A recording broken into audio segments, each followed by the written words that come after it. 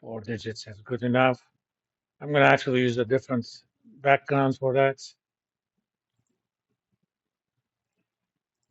And in this case, remember, we're doing euro, dollar.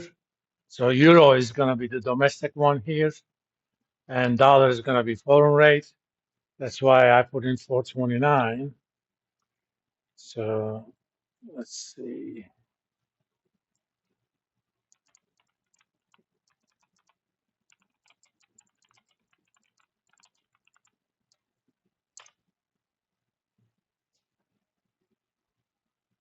I should say 3 month German um, treasuries,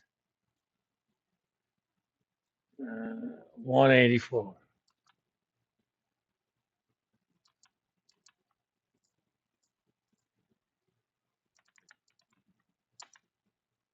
Maybe we could do a little color difference, a little bit of a darker red for the domestic. Come on. Oh, it's updating this stuff again.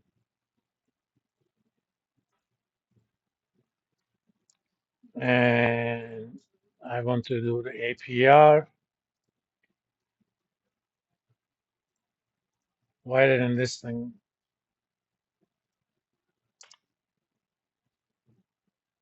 Oh, it should be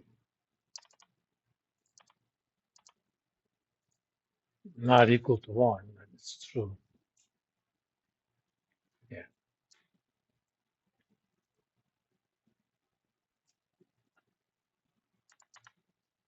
for 3 months. Okay. So those are my inputs. And I'm going to calculate the forward.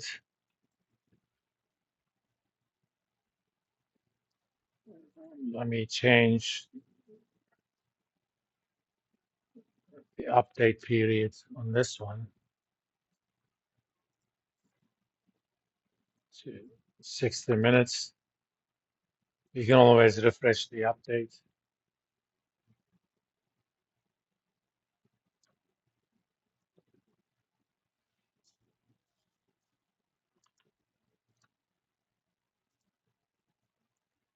And I'm going to have this crimson background. I usually, whenever I put in a formula, I like making the background closer to red. That means you have a red light. It's automatic. The calculated stuff don't change it. That's my message to myself when I build something like that. Just for the hell of it, I'm going to calculate the period rates here. If that's true, that means I'm using APR. So I'm going to use a rate of domestic rate divided by 12 over number of months. Otherwise, I'm going to do 1 plus the interest rate raised to the power number of that minus 1. Since I'm going to keep referring to that, I'll fix that.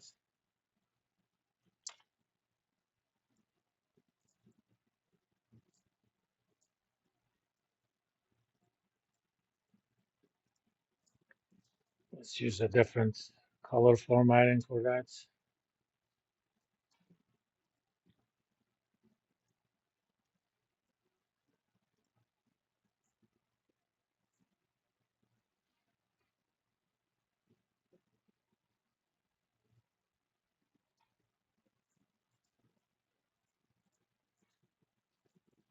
Oh yeah, this thing also needs to be fixed.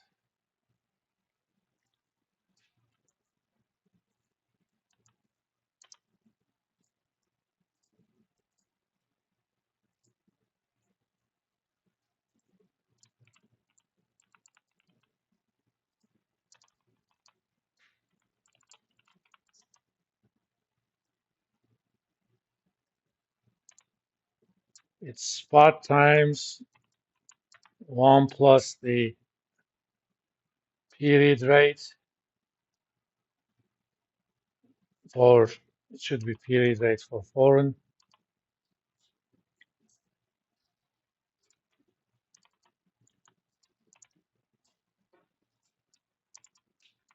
divided by 1 plus the period rate for the domestic.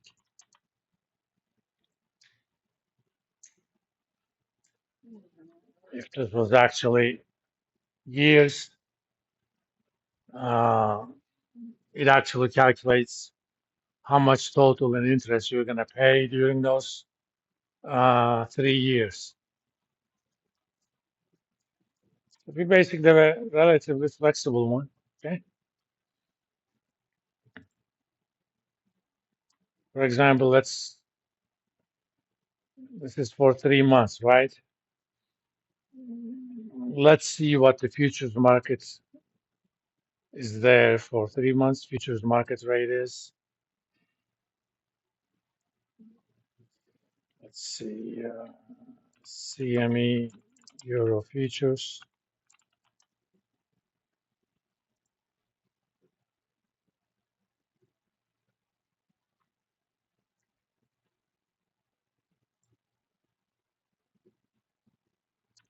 I mean, these are not going to be exactly those 3 months, but this is August 27th. So November contract, it's about 116,675.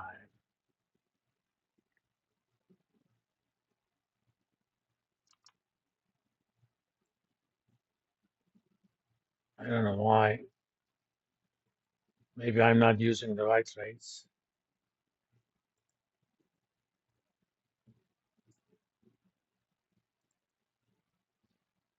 C3 domestic.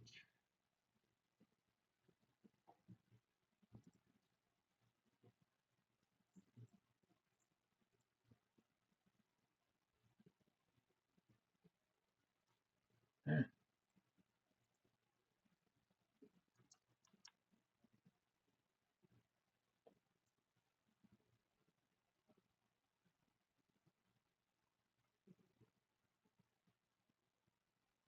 Of course, there isn't too much volume in these. So let's just do 1 month just to get an idea. Oops. Yeah, that's much closer.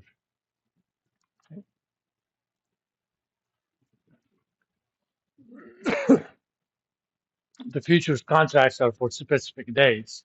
So it's not going to be exactly 1 month, but they can always do something about that.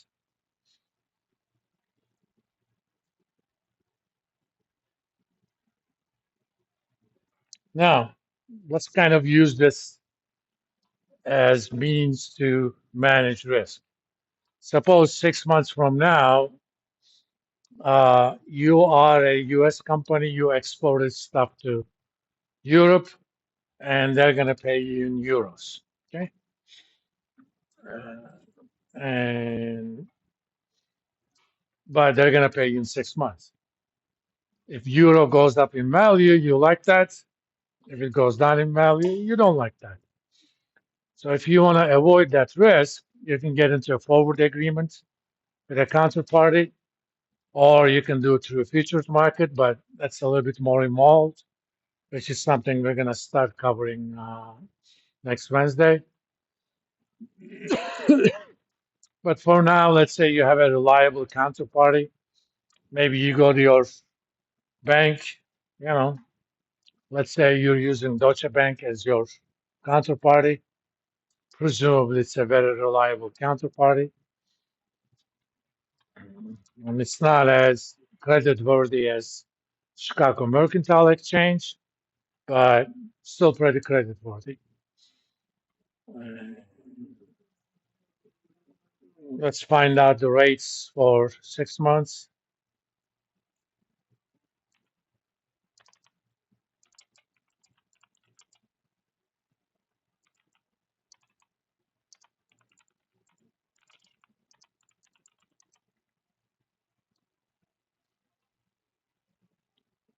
Yeah,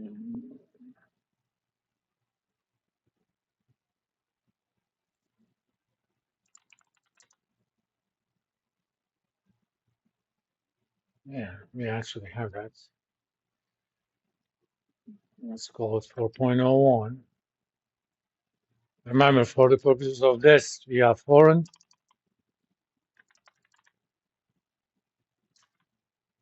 Let's do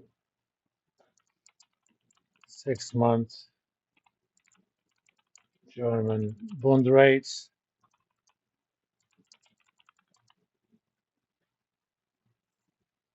189. Again, for the purpose of this exercise, it doesn't matter too much. And this is for 6 months. Maybe I'll have that in something like that. So the fair market rate is 117.63, even though spot rate is 116.41. That means euro is trading at a premium in the forward market. Remember, the country or the currency whose interest rate is lower is going to be at a premium in the forward market. The country with a higher interest rate is going to be at a discount. Since this exchange rate is value of 1 euro in dollars, euro is in premium. That means forward rate is going to be higher than the domestic rate. If we were doing this with New Zealand, for example,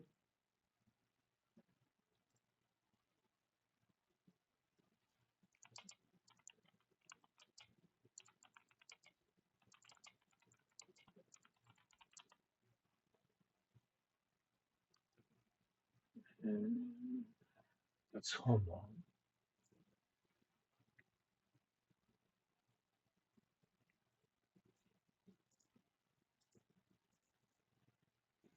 297.